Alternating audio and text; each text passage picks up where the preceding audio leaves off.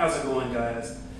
Okay, we've talked a little bit about the functioning of the mind, the difference between your conscious, creative,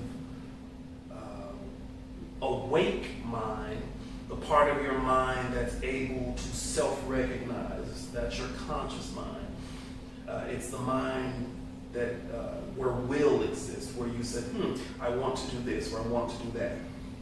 But as I've discussed, a lot of the research shows that that conscious mind really is only active, consciously active, maybe anywhere between 5 to 15% of your day, of your waking day.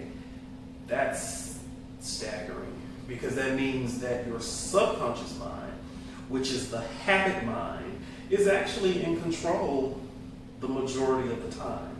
And what did we say about the subconscious mind? The subconscious mind, which is the habit mind, is the part of you that's just simply running the program.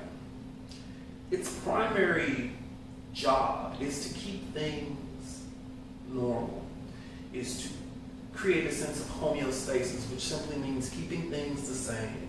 That is the job of your subconscious mind, right? So I've talked about that. Now, imagination. Einstein is quoted as having said that imagination is more important than knowledge. And there are many others who you can talk about: Nikola Tesla, Mozart.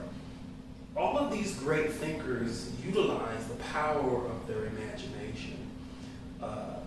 But amazingly, a lot of people have no idea how to actually deliberately and purposely use their imagination.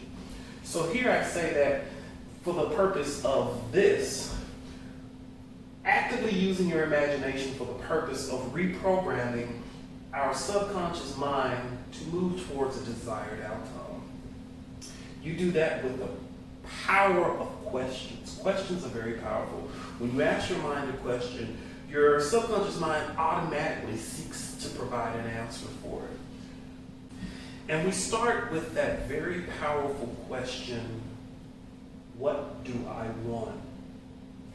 I started journaling. Actually, I've journaled off and on since I was a teenager, but in the past 2 years, I started back journaling.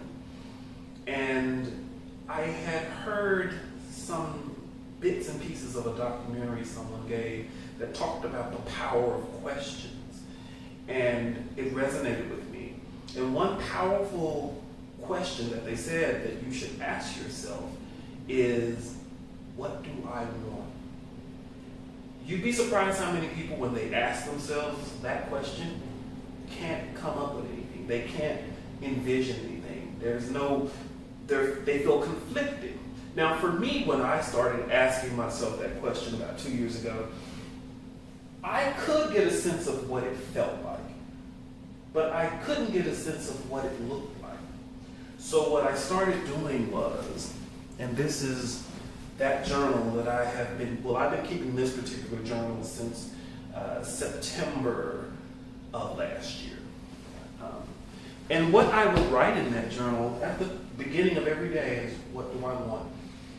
And over time, I was able to tie what I want with how it felt. But then over time, I was able to actually visualize what it looked like, certain specifics. Which leads me to 4, which is, in order for this to be effective, and that is the premise upon which I am building the Imagineering concept and practice behind, is when you're able to look, see, feel as that person when you're imaging, that means you've reached a point where your mind accepts this as, this is reality. And your subconscious mind will seek out evidence of that truth.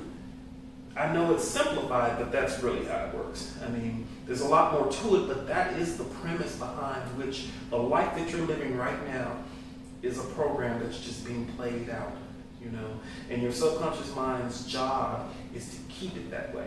So what we want to do is figure out how can we change the program, and using our powerful imagination is just one way that we can do that.